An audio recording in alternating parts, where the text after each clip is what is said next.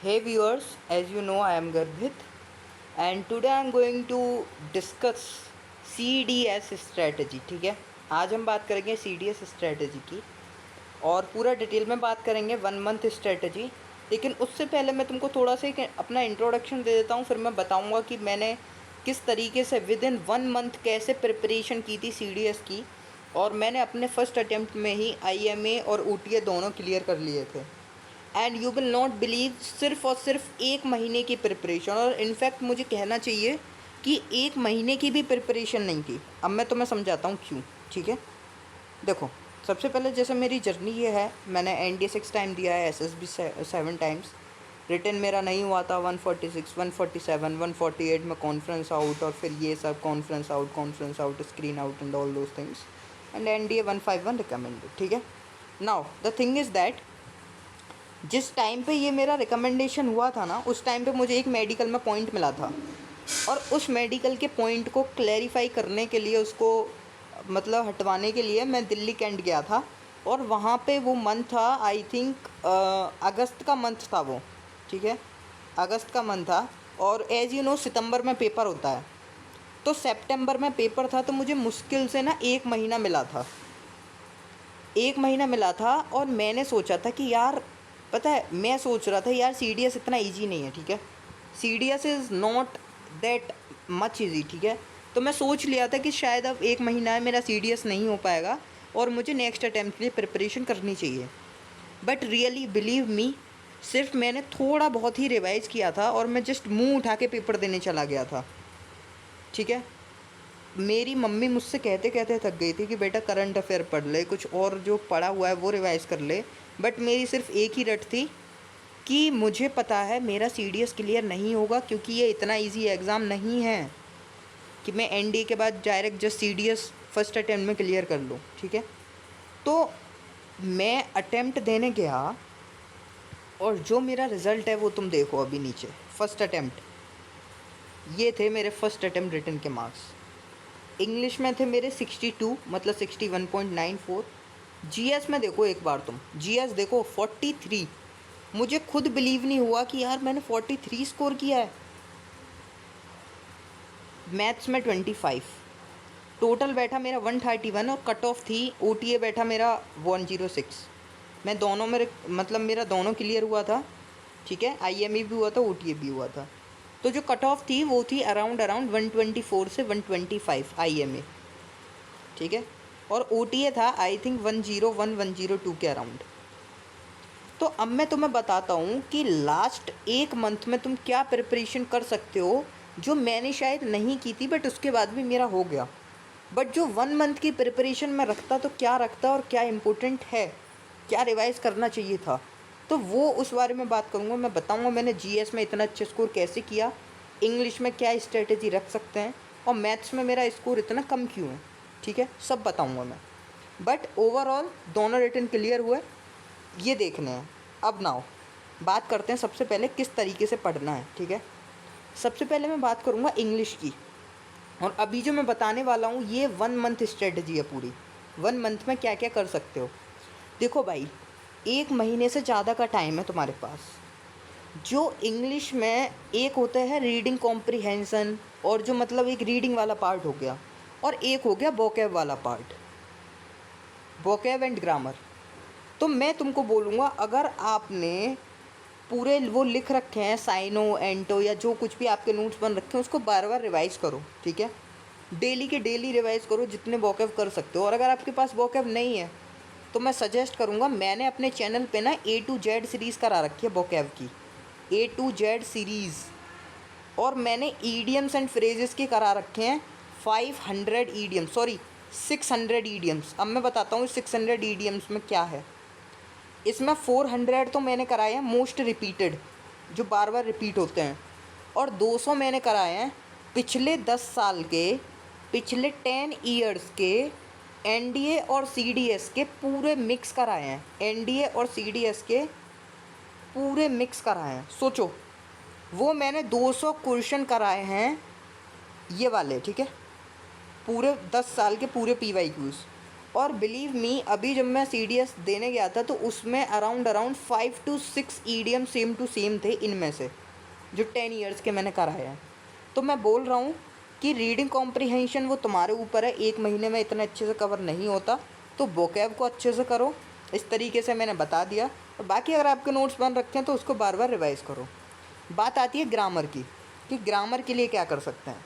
एक महीने में बार बार रिवीजन करो वोकैब का, जितना आपने, अब जैसे जो मेरी वीडियोज़ है ना A to Z word series वाली, उसमें एक वीडियो डेली कर लो। जो मैं वर्ड्स लिखाता हूँ एक बार ना बस तुम उस वीडियो को जाके देखो। तुम पहली वीडियो चलाना A वर्ड की या लेटर B की या लेटर C की, तुमको समझ आ जाएगा कि क्या ही प्योर कंटेंट है। पूरे मैंने PYQs करा रखे हैं, मोस्ट रिपीटेड, SSC के PYQ, CDS NDA के PYQ सारे मिक्स करा रखे हैं।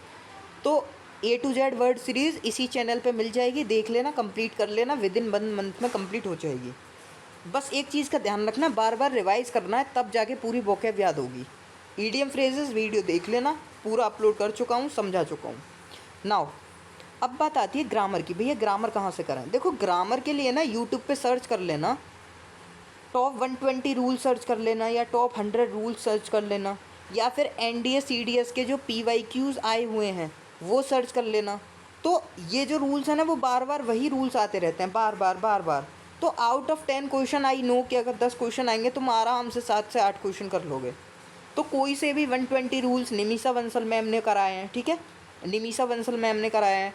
बाकी CDS जर्नी पे भी हैं 100 रूल्स मोस्ट इंपॉर्टेंट, 60 रूल्स हैं शायद उधर। तो मीन्स टू से कि ये वाले रूल्स एक बार पढ़ लेना, ग्रामर इससे कंप्लीट हो जाएगी। तो एक महीने के लिए प्लान तुम्हारा इंग्लिश का ये हो गया। अगर कोई डाउट है तो नीचे कमेंट सेक्शन में पूछ लेना। अब बात आती है नेक्स्ट, ठीक है, अब बात आती है तुम्हारी किसकी, मैथ्स की, ठीक है। मैथ्स की बात करते हैं। देखो भाई मैथ्स आई थिंक मेरे से तो अच्छा होगा ही आप लोगों का, और अगर नहीं भी है तो तुम देखो मेरे सिर्फ 25 नंबर आए थे, बट फिर भी मेरा क्लियर हुआ ना। क्यों? क्योंकि मैंने और सोर्सेज से ले लिया। अगर आपको लगता है आपकी इंग्लिश और GS इतनी अच्छी नहीं है तो आप मैथ्स से स्कोर कर लो 35 से 40, क्योंकि आपका मैथ्स अच्छा होगा। अब देखो मैं तुम्हें बताता हूँ मैथ्स कैसे प्रिपेयर कर सकते हो, जो बिल्कुल बिगिनर हैं और एक महीने का टाइम है। सोचो, जो तुम्हारे चैप्टर्स हैं प्रॉफिट लॉस, परसेंटेज, एवरेज, इनमें बहुत ही नॉर्मल क्वेश्चंस बनते हैं, बहुत ही एवरेज क्वेश्चंस। कोशिश करो पूरे ये हो जाएं। Out of 100 questions I am damn sure 35 से 40 क्वेश्चंस आपके अरिथमेटिक के हैं, and out of 40 I am sure आराम से तुम 30 क्वेश्चन कर लोगे, बिल्कुल कर लोगे भाई, बहुत अच्छे से कर लोगे। अब जो मैं बताने वाला हूँ इस स्ट्रेटजी से, देखो मैथ्स में ना कोशिश करना कि आप टाइपोलॉजी कवर कर पाओ। कैसे टाइपोलॉजी कवर कर पाओ? जैसे कि मतलब आपने ना जो टाइप होते हैं ना अलग अलग टाइप की, अगर जैसे सपोज़ करो प्रॉफिट लॉस मैंने चैप्टर ले लिया, तो प्रॉफिट लॉस में कभी कभी होता है कि अगर इतना लॉस हो गया और फिर हम इसको इतने पे बेचते हैं तो कितना और लॉस होगा। तो मीन्स टू से कि जो टाइपोलॉजी है क्वेश्चंस की वो यूट्यूब पे तुमको मिल जाएगी। या फिर ऐसा करो, जो कोई बुक है, एक पिनेकल बुक आती है, पिनेकल, PANNCLE, पिनेकल, SSC की बुक है पिनेकल, उसमें टाइपोलॉजी दे रखी है क्वेश्चंस की और सॉल्यूशंस दे रखे हैं, वो परचेज़ कर लो। और एक महीने में कम से कम नहीं तो 10 से 12 चैप्टर कर लो बस, अरिथमेटिक वाले। वो छोड़ दो भाई, एडवांस छोड़ दो, मैं बता रहा हूँ मेरी सुनो। 10 से 12 चैप्टर कंप्लीट कर लो डेली, एक चैप्टर, सॉरी 2 से 3 दिन में एक चैप्टर ख़त्म कर लो, सारे टाइपोलॉजी देख लो, उसको प्रैक्टिस कर लो, डेली क्वेश्चंस लगा लो, 20-25 डेली क्वेश्चंस लगा लो चैप्टर के। एक चैप्टर से अगर तुम 50 क्वेश्चन भी लगा लोगे 2-3 दिन में, आराम से वहाँ जाके अरिथमेटिक कर लोगे बहुत अच्छे से, ठीक है। अब बात आती है एडवांस की। एडवांस के लिए ना एक चीज़ करना, जैसे मेंसुरेशन हुआ, या फिर ट्रिग्नोमेट्री हुई, या फिर कोई और चैप्टर हुआ, स्टैटिस्टिक्स हुआ, इन सब के ना, अब जैसे जियोमेट्री हुआ, मेंसुरेशन हुआ, इन सब का एक कोशिश करना कि जो इनके इम्पोर्टेंट कॉन्सेप्ट है ना, जैसे कि एक चैनल है रणधीर सर का, ठीक है, कौन सा? रणधीर सर का, रणधीर सर का चैनल है, रणधीर सर का चैनल है tap to crack CDS FCAT, tap to crack CDS FCAT, ये यूट्यूब पे मिल जाएगा तुमको, ठीक है, सर्च करना। वहाँ पे ना सर ने PYQs करा रखे चैप्टर वाइज एडवांस के, तो उनको डेली डेली 1-2 वीडियोस देखना स्टार्ट कर दो। आई एम श्योर 15 से 20 दिन में आराम से सारी वीडियोस ख़त्म हो जाएंगी। मुश्किल से मुश्किल 35-40 वीडियोस हैं, 2 वीडियो करोगे डेली, बहुत अच्छे से समझाते हैं।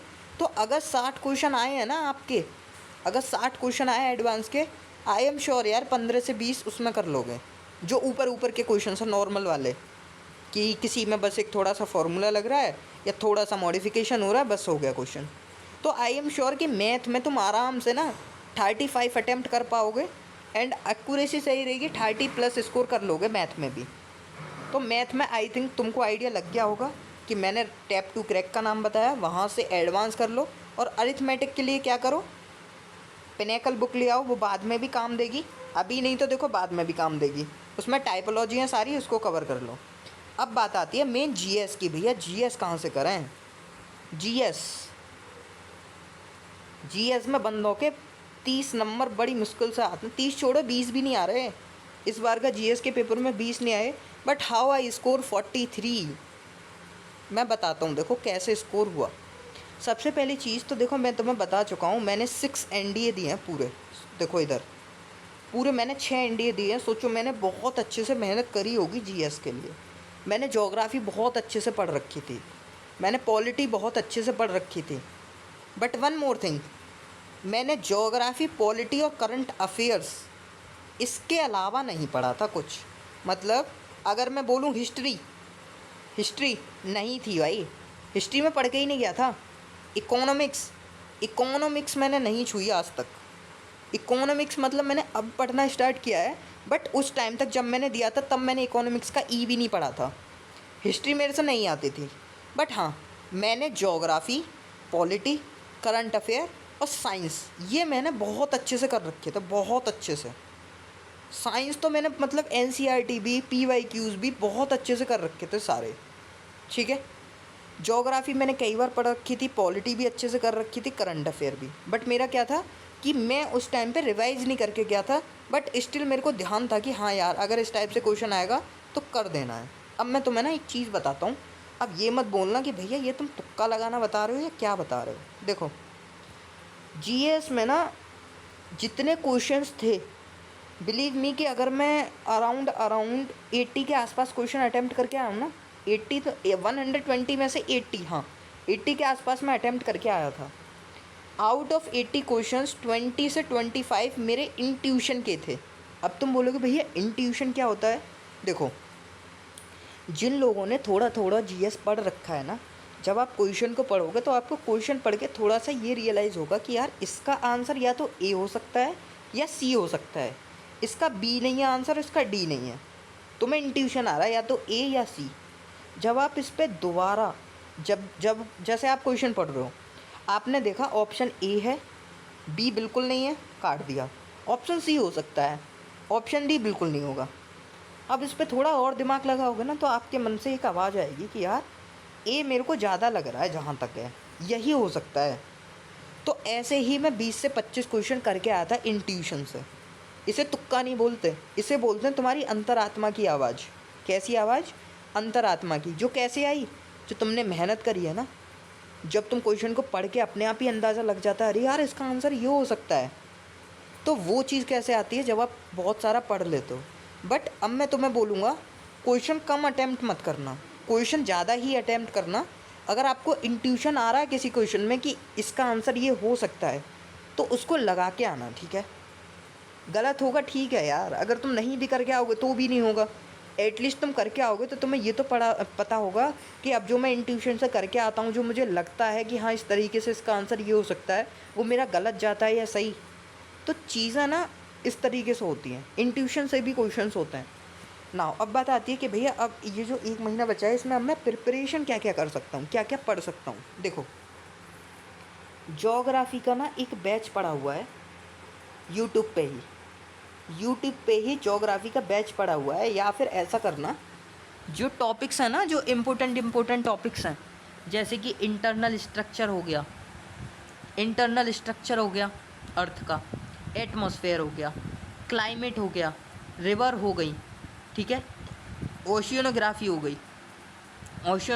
गई, लैटिट्यूड लॉन्गिट्यूड से क्वेश्चन बन जाता है। तो आप ना डेली डेली कुछ टॉपिक सेट करो। कैसे सेट करो कि आज मुझे ज्योग्राफी का internal structure of earth complete करना है और पॉलिटी का मुझे फंडामेंटल ड्यूटीज़ ख़त्म करनी है और प्रियम्बल ख़त्म करना है। मतलब प्रियम्बल और फंडामेंटल ड्यूटीज़ ख़त्म करनी है और इंटरनल स्ट्रक्चर ऑफ अर्थ ख़त्म करना है ज्योग्राफी का। फिर उनके नोट्स भी बनाते हैं छोटे छोटे कि हाँ ये हो गया, अब समझो। फिर तुम्हें दूसरे दिन क्या करना है कि एटमॉस्फेयर कवर करना है और उसमें फंडामेंटल राइट्स कवर करने हैं। तो जो इम्पोर्टेंट है ना, जहाँ से क्वेश्चन बनते हैं, जैसे प्रियम्बल से क्वेश्चन बनता है, फंडामेंटल राइट से क्वेश्चन बनता है, जुडिशियरी से क्वेश्चन बनता है, सुप्रीम कोर्ट से, प्रेसिडेंट से क्वेश्चन बनेगा ही बनेगा। तो मीन्स टू से कि जो बहुत ज़्यादा इंपॉर्टेंट टॉपिक है उनको डेली डेली पढ़ना स्टार्ट कर दो। साइंस तुम्हारा साइड बाई साइड होना चाहिए। साइंस तो तुम लोगों ने पढ़ भी रखा होगा यार, नोट्स बन रखे होंगे। नहीं बन रखे होंगे तो इंटरनेट से डाउनलोड कर लो, गूगल से। CDS जर्नी के फ्री में नोट्स हैं साइंस के, पढ़े हुए हैं, वहाँ से डाउनलोड कर लो। बट डेली डेली तुम्हें साइंस पढ़नी है। तो इस तरीके से तुम्हें डेली डेली टॉपिक्स ख़त्म करने हैं। अब ये तुम्हारे ऊपर है कौन सा टॉपिक ख़त्म कर रहे हो पर डे। अब तुम सोचो, एक बंदा एक दिन में 4 टॉपिक ख़त्म कर रहा है अच्छे से पढ़ के, वहीं एक बंदा 2 टॉपिक ख़त्म कर रहा है, तो मेहनत तो 4 टॉपिक वाला कर रहा है ना। उसका प्लान बना हुआ है कि यार सुबह को तेरे को 2 घंटे में ये टॉपिक अच्छे से ख़त्म करना है, फिर तेरे को दोपहर में 1.5 घंटे में ये टॉपिक अच्छे से ख़त्म करना है, वीडियो देखनी है 1.5 घंटे की प्रियम्बल की यूट्यूब से, और वहाँ से जो क्वेश्चंस आए हुए हैं PYQs वो देख लेने हैं। तो मीन्स टू से कि तुम्हें बहुत कुछ ज़्यादा नहीं पढ़ना, बस जो टॉपिक्स मेन है ना, जो 15 टॉपिक्स हैं मुश्किल से, बस वो पढ़ने हैं। 15 से 20 टॉपिक्स हर उसके सब्जेक्ट के, ठीक है। और साइंस का मैंने बता दिया। अब एक चीज़ तुम्हें ज़रूर करनी है, रात में 2 घंटा तुम्हें टाइम निकालना पड़ेगा। चाहे तुम्हें 10 बजे तक, चाहे तुम्हें 12 बजे तक पढ़ना पड़े, चाहे 2 बजे तक, रात में तुम्हें 1-2 घंटे निकालने पड़ेंगे। और उन 1-2 घंटों में क्या करना है, चाहे यूट्यूब पे देख लो, चाहे कहीं से डाउनलोड कर लो, चाहे PYQs की PDF डाउनलोड कर लो जो PYQs आ रखे हैं, या ऐसा करो कि ऐसा आपने देखा होगा ना कि जब पेपर हो जाते हैं हमारे तो यूट्यूब पे सॉल्यूशंस दिए होते हैं। मतलब यूट्यूब पे सॉल्यूशंस कराते हैं, लाइव सॉल्यूशंस पेपर के, समझा कि इसका आंसर ये है। तो कोशिश करना कि डेली 1 से 2 वीडियो ना जो पुराने आ चुके हैं वो कंप्लीट करो। कैसे? जैसे कि किसी ने CDS 1 2024 का यूट्यूब पे पेपर GS का सॉल्व कराया और वो है 2 घंटे का। उसने आराम से अच्छे से पढ़ू कि हाँ ऐसे ऐसे करके ये चीज़ें होती हैं, ऐसे होती हैं।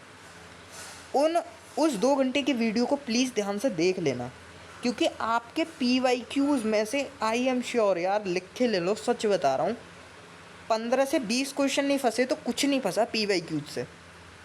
सिर्फ लैंग्वेज चेंज यार, हल्की सी। साइंस तो इतनी रिपीटेशन है बहुत। तो आई विल से 2 घंटे तुम्हें अलग से एक तरीके से मान लो कि एक हॉबी बन गई है रात में जो तुम परस्यू करते हो 12 बजे के बाद, 12 से 2, कि सर क्या हॉबी है कि भाई PYQs तो मुझे करने ही करने हैं एक वीडियो के, मुझे क्वेश्चंस डेली पढ़ने हैं GS के जो PYQ में आ रखे हैं। बिलीव मी, यही है सिर्फ 1 महीने का मूल मंत्र, अदरवाइज़ यू विल नॉट, मतलब ये भी नहीं बोलूँगा नहीं कर पाओगे, उम्मीद तो मैंने भी नहीं की थी, but somehow I scored this. हाँ, और जो मैंने अभी दिया है उसमें मेरा स्कोर और अच्छा है। उसमें मेरा आई थिंक इंग्लिश में 66 के अराउंड है, और GS में भी अराउंड 40 या 41 तो है, मिनिमम है इतना, 40-41। और मैथ्स में मेरा आई थिंक 35 के आसपास है। कितना हो गया? 6 और 4 10 और 3 13 5, हाँ 141 के आसपास है बिल्कुल। मेरा इस बार 141 आ रहा है, ठीक है। मेरा IMA OTA दोनों क्लियर हुआ है इस बार भी, और OTA में मेरा आई थिंक अराउंड 104-105 के आसपास था, मेरे को श्योर नहीं है इतना, ठीक है। अब मेरे को ध्यान नहीं कितना है, बट मेरा दोनों हो गया। तो अब ना तुम देख लो यार, इस तरीके से पढ़ना है तुम्हें 1 मंथ के लिए। बाकी अगर तुम्हें कोई और डाउट है तो प्लीज़ मेरे इसमें कमेंट सेक्शन में पूछ लेना। बाकी अगर कोई और डाउट है तो यहाँ पे इंस्टाग्राम पे मैसेज कर देना, वहाँ पे फॉलो, मतलब वहाँ पे मेरे को मैसेज कर देना। क्या पता मैसेज जाए ना जाए, तो एक बार फॉलो डाल के तब रिक्वेस्ट, मतलब वो कर देना, रिक्वेस्ट डाल के उसके बाद मैसेज कर देना, तब आ जाए शायद। तो कोई डाउट है तो उधर पूछ लेना, ठीक है। ID ये है its_rajput_गर्भित, ठीक है। बाकी कोई और डाउट है तो ऐसे कर लेना, ठीक है। तो चलो मिलते हैं नेक्स्ट वीडियो में। God bless you all. जय हिंद, जय भारत।